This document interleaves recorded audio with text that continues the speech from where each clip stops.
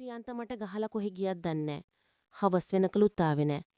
මාත් වැටිච්ච තැනම වැටිලා අඬ අඬ හිටියා මිසක් නැගිටලා ගෙයක් දොරක් අස් කරන්නවත් උවමනාවක් කරියේ නැහැ. ඇත්තටම මේ නන්දම්මයි නෑනයි තමයි ප්‍රියන්තව උසිගන්නවන්නේ. ඉතින් දෙයියනේ දරුවෙක් නැතුවට මම මොනෝ කරන්නද? ප්‍රියන්තට හොස්පිටල් ගිහින් ડોක්ටර් කෙනෙක් හම්බෙමු කිව්වට කන්නකට ගන්නෑ. ඉතින් කොහොමද ප්‍රශ්නයක් තිබ්බත් අඳුනගන්නේ? ප්‍රියන්ත නාවට මං ડોක්ටර් කෙනෙක් channel කරලා මගේ ප්‍රශ්නයක් තියෙද කියලා බලාගත්තා. එතකොට ડોක්ටර් කිව්වේ දරුවෙක් හදන්න මං නිරෝගී. මට ප්‍රශ්නයක් නෑ කියලා. මට එතකොට දැලුණ සතුට ප්‍රියන්තට ඒක කියලා යාවත් අද එක්කගෙන යන්නේ හැදුවමයි මට ගහලා එයා යන්න ගියේ. මට ආරංචි දැන් ගෑණිකුත් පටලගෙන කියලා. මම මේ අහුවෙනකන් ඉන්නේ. බලමුකෝ. රටේ ලෝකේ මිනිස්සුන්ගේ නැන්දම්මගේ නෑනගේ විතරක් නෙවෙයි ප්‍රියන්තගෙන් පව අවලාද අහලා හැම්බත් වෙලයි මං ඉන්නේ. මට ඇත්තටම දැන් මේ ජීවිතෙත් තිත්ත වෙලා තින්නේ. මේ හැම දෙයකම මුල මද ප්‍රියන්තර දරුවෙක් දින්න බැරි එක. අක්කේ එලියන් රෝහණ මල්ලිගේ කටහඬ ඇහෙද්දී පෑ ගානක් තිස්සේ මං ඉදපු කල්පනාවෙන් මිදුනි. කඳුළු පිහිගෙන මං ඉක්මනට නැගිටලා ඉස්සරහට ගියා. මේ මල්ලිනේ. අයි මල්ලි. අයියා නම් ගෙදර නෑ. අයියා නැද්ද? ඒකත් හොඳයි. මොකද මල්ලි කිව්වේ? අයියා නැද්ද අහනව ඇහුණත් ඉතිරි ටික නෑසුනි හින්දා මං ඇහුවේ. නෑ අක්කේ. මම මේ නිකන් ආවේ අයියව හම්බෙලා යන්න කියලා. කොහෙටද දන්නේ නෑ නේද ගියේ? දැන් මේ ඊද දන්නේ නෑ. ඒක නම් දන්නේ නෑ මල්ලි. උදේ මාත් එක්ක රණ්ඩු වෙලනෝයි ගියේ. ඒ මොකද අක්කේ? මල්ලි ඉන්නකෝ. මං තේ ටිකක් හදන්නම්. රෝහණ මල්ලි මේ ළඟ ගෙදරක ළමයෙක්. ළමයෙක් කිව්වට අවුරුදු 25ක්. ඉදලා හිටලා ප්‍රියන්ත හම්බෙන්න මෙහෙ එනවා යනවා. අයියා දැම්මෙන එකක් නැද්ද අක්කේ? මං තේ හදන්න වතුරුණු කරද්දි කොල්ලත් ආව කුස්සියට. මං ටිකක් ගැස්සුනේ. මං වෙන කල්පනාවක ඉඳපිහින්දා. දැම්මෙන එකක් නෑ මල්ලි. කොහෙ ගියාද කවුද දන්නේ නෑ. මම මෙහෙම කිව්වට මොකුත් හිතන්න එපා අක්කා. ප්‍රියන්ත අයියට වෙන සම්බන්ධයක් තියෙනවා. මට ඒකට කටකොණේ hina ගියා. මං දන්නා මල්ලි. මං තේක හදන ගමන්ම කිව්වා. මට අක්ක ගැන දුකයි. ඇත්තම කිව්වොත් අක්ක පව්. ඔය ඔක්කොටම හේතුව මං වඳ ගෑණියක් උන එක. එහෙම කියන්න එපා අක්කා. අක්කගේ ප්‍රශ්නයක් නැති වෙන්නත් පුරුවා. ඒ මොකද එහෙම කියන්නේ? නෑ ඉතින් මං කිව්වේ ළමයෙක් හදන්න අක්කට විතරක් බෑනේ. ඒකට දෙන්නම සරු වෙන්න ඕන. මෙයා කියන්නේ උඩ මට හිනත් යනවා. මෙයා දන්න දේවල්. ඇත්ත කිව්වේ ඉතින්? මල්ලි කිව්වා හරි. මං ඩොක්ටර් කෙනෙක් channel කරා. තේක කොල්ලගේ අතට දීලා මං කිව්වා. ඉතින් මගේ නම් ප්‍රශ්නයක් නැහැ කිව්වා. ඒත් ප්‍රියන්ත ගැන නම් මං දන්නේ. දෙතුන් පාරක් හොස්පිටල් යන් කිව්වත් එයා ඒවට කතා කරන්න අතින් පයින්නේ. මං ආයෙ මොකුත් කියන්න ගියේ නෑ. ඒ වුණාට මිනිස්සු කතා කියන්නේ අක්කටනේ. අපිට මිනිස්සුන් මේ කටවල් වහන්න බෑනේ මල්ලි. රෝහණ මල්ලි මාත් එක්ක සෑහෙන වෙලාවක් කතා කර කර ඉඳලා යන්න නැගිට්ටා. මල්ලි ඕ අක්කේ. කොල්ල දොරින් එළියට බහිද්දි මම කතා කළේ හෙට ප්‍රියන්ත වැඩට යන උදේ 8ට විතර. මල්ලිට ඇවිල්ලා යන්න පුරුවන්ද? එන්නම්. ඒත් මේ එහෙනම් මම බලන් ඉන්නෝ. කොල්ලට ඇහැක් ගහලා මං කියලා ඇතුළට ආවා. එතකොට ඇස් දෙකත් ලොකු කරගෙන බලා ඉදපු කොල්ලව දැක්කම මට තනියම hina. ඉදාරේ ප්‍රියන්ත ගෙදර ආවේ නෑ. රෝහණ මල්ලිට එන්න කිව්වත් හිතේ පොඩි චකිතයක් තිබුණා. මල්ලි පරක්කු වෙද්දී මං හිතුවා නෑවිත් ඉදීද කියලා. කොල්ලා කිව්වා වගේම ආවා හැබැයි. අක්කා කිව්වම ඉතින් නෑවිත් බෑනේ. රෝහණ මල්ලි ඉඳගෙන හිටිය සෝෆාවේ යා ළඟින්ම මං ඉඳගත්තා. "ඇයි මල්ලි, තේක රස නැද්ද?" තේකක් හදලා දීලා දැන් සෑහෙන වෙලාවක් වුණත් කොල්ලා නොබීව හින්දා මං ඇහුවේ. "නෑ, වෙනදටක් වැඩිය රසයි. අක්කා දහරි ලස්සනයි. ඔහොම ඉන්නකො හැමදාම." හීනි උරපටි තියෙන දනිස්සට ටිකක් උඩ කොට ගවුමක් මං ඇදන් හිටියේ. අපේ එක්කෙනා කැමති නෑනේ මං මෙහෙම ඇදනවට.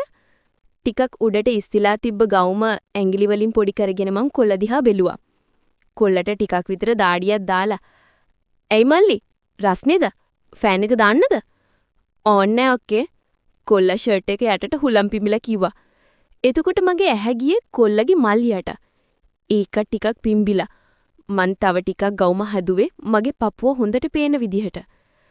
"මල්ලි ඔයා දන්නවනේ ප්‍රියන්ත නැතුව මං ඉන්නේ පාළුවෙන්. ඊයේත් ගෙදර ආවේ නෑ. මට දැන් නැති වෙලා මල්ලි. අක්කට මං ඉන්නවනේ."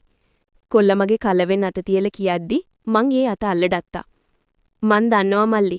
ඒකයි අද මං එන්නත් කිව්වේ." "ඒ කිව්වේ අක්කේ?" "ප්‍රියන්ත නැති වෙලාව බලලා මෙහෙ යන්නෙන්නේ ප්‍රියන්තව හොයන්නම නෙවෙයි කියලා මං දන්නයි කියලා හිතුවද? බොරු හේතු කියලා මල්ලි මෙහෙම එන්න යන්නේ ඇයි කියලා මං දන්නවා." "අක්කේ?" කොල්ලා ටිකක් බයත් වෙලා. මං hina වුණා. මං කිව්වේ බොරුද? "නෑ අක්කේ. ඇත්තම කිව්වොත් මං අක්කට ආදරෙයි." රෝහණ මල්ලි අන්තිමේදී එයාදී හිතේ තියෙන දේ මට කිව්වා. මං දන්නවා.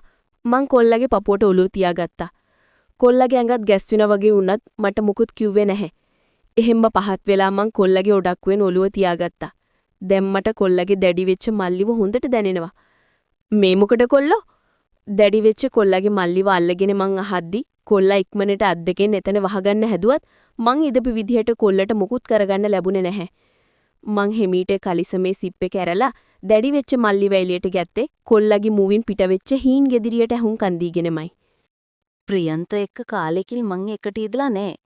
ඒ හින්දද මන්ද රෝහණ මල්ලි එක්ක ගෙවනු නුරාගී හෝරාව මගේ ඇඟ ඇතුලේ තිබ්බ ආශාවන් උඩට එන්න හේතු වුණා.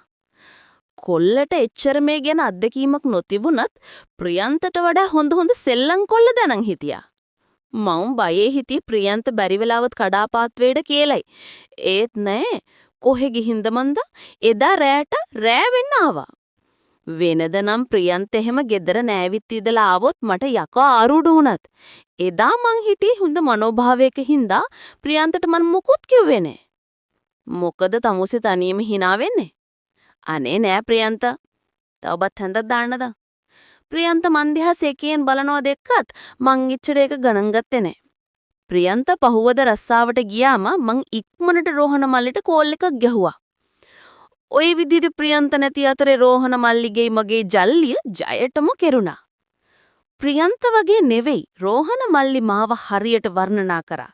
හිත ඇඳෙන වචන කියලා මාව සතුටු කරන්න කොල්ල දක්ෂයා. ඒ හින්දමද මන්දා වෙනදට වඩා මං මගේ බාහිර රූපය ගැන පව උනන්දු වුණා. "අක්කේ ඔය කොණ්ඩෙට ලස්සන හෙයා කට් එකක් දාන්නකෝ. එතකොට කොළඹ හපේ නෝනා කෙනෙක් වගේ ඉදී." ගෙවුණු නුරාගී හෝරාවකට පස්සේ උපන් නෙඳුමෙන්ම කණ්ණාඩි ඉස්සරහට වෙලා කොණ්ඩෙ ගුලියක් බැන්ද මට ඇඳේ වැතිරිලා හිටියේ රෝහණ මල්ලි කිව්වා. මමත් එදාම ගිහින් සැලෝන් එකෙන් කොණ්ඩෙට කට් එකක් දාගත්තා. ඒ දැම්මම රෝහණ මල්ලි කිව්වේ මොනතරම් ඇත්තක්ද කියලා මට හිතුණා. මම වෙනම කෙනෙක්වදී.